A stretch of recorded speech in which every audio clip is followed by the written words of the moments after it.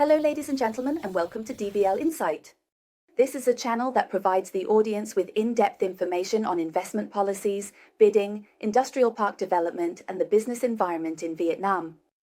With the mission to support investors, businesses, and regulatory agencies in better understanding legal regulations, market trends, and challenges in the implementation process, DVL Insight brings insights from leading experts.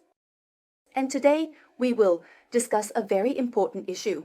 In bidding for selecting land use investors, the inadequacies in the method of calculating the minimum value, M, challenges and solutions.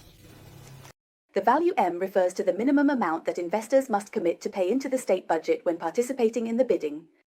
However, the method of calculating the value M, according to Article 18 of Decree 115 of 2024, is revealing many inadequacies, which may affect the feasibility of the project and the investment environment. And to further analyze this issue, I am honored to introduce Lawyer Nguyễn Hồng Chung, an investment policy expert and the chief executive of the DVL Venture ecosystem. Hello, esteemed audience. Yes, and before we delve into analyzing the inadequacies, could you briefly explain the minimum value M as stipulated in Article 48 of Decree 115 of 2024? It can be said that the value M is the minimum rate that the investor must commit to pay into the state budget when participating in bidding to select investors using land. This means that here, the investor must propose a large value M, greater than or equal to the small value M specified in the bidding documents. And the investor must propose this value M in the bidder's tender documents. And the value M is determined based on the average increase rate after the land use rights auction at the reference land plots.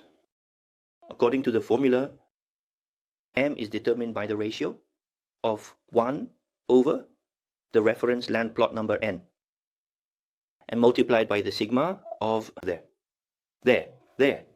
Psi, which is the price they auction the land use rights for the Y reference land plot minus a capital Y, which is the starting value of the land use rights auction for the Y reference land plot, then multiplied by the rate of 100%. So that's the way to determine the minimum value to be contributed to the state budget as specified in the bidding documents. In this formula, the reference land plot must meet the following criteria. Firstly, this land plot must have the same land use purpose as the land fund, or being auctioned.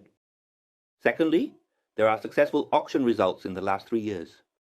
And thirdly, the similarity in terms of location, for example, being on the boundary of the same district or city, in cases where if there is no reference number for the same district, it is possible to refer to the results of adjacent districts. In cases where the adjacent districts do not have auction results, then take the results from all the remaining districts in the province. If in the case where there are no more reference plots, it is possible to refer to the conditions mentioned above, taking the time frame of about 4 to 7 years ago. These are the conditions under which the method for determining M is stipulated in Article 48 of Decree 115. Yes. So, sir, is it true that the excessively high value of M is hindering the selection of investors? And if so, what is the main reason? This regulation leads to In current practice, there are several issues as follows. Firstly, the bidding party is concerned about not being able to select an investor due to the excessively large value of M.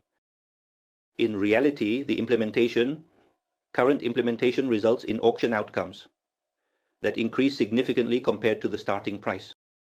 However, according to current regulations, there are no guidelines for opening or adjusting for these results.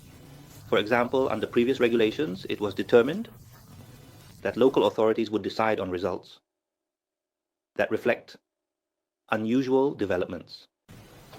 However, the current regulations no longer have this condition, meaning they are very rigidly defined.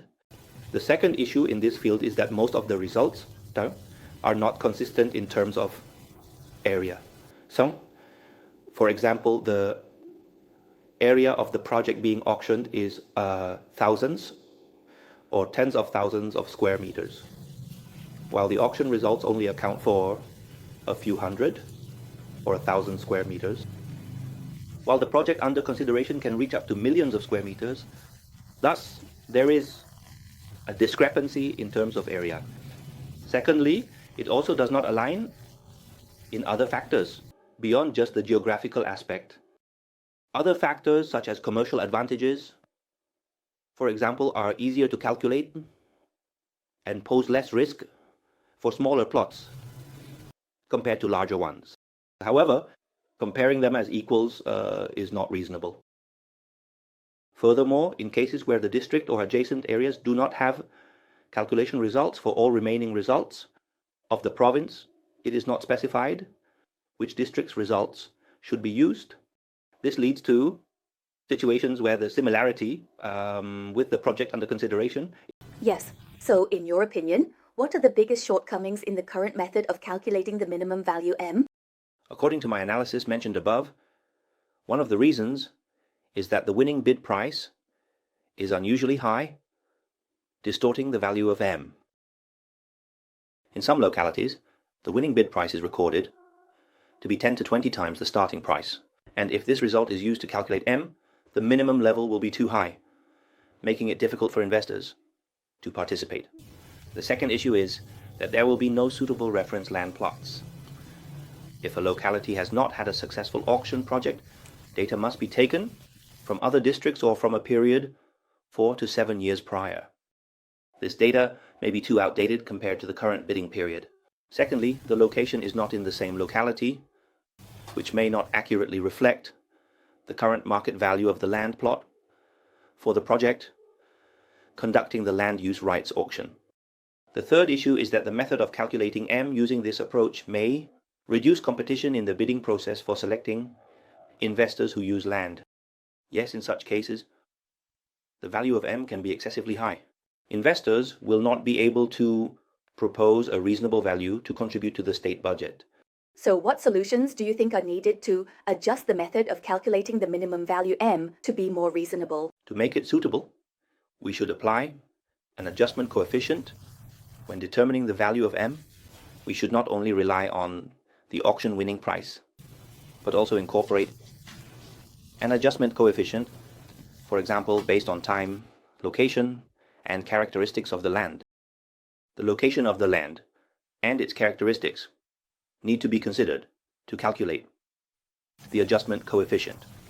Secondly, there needs to be a limit on the increase of M to avoid negative impacts.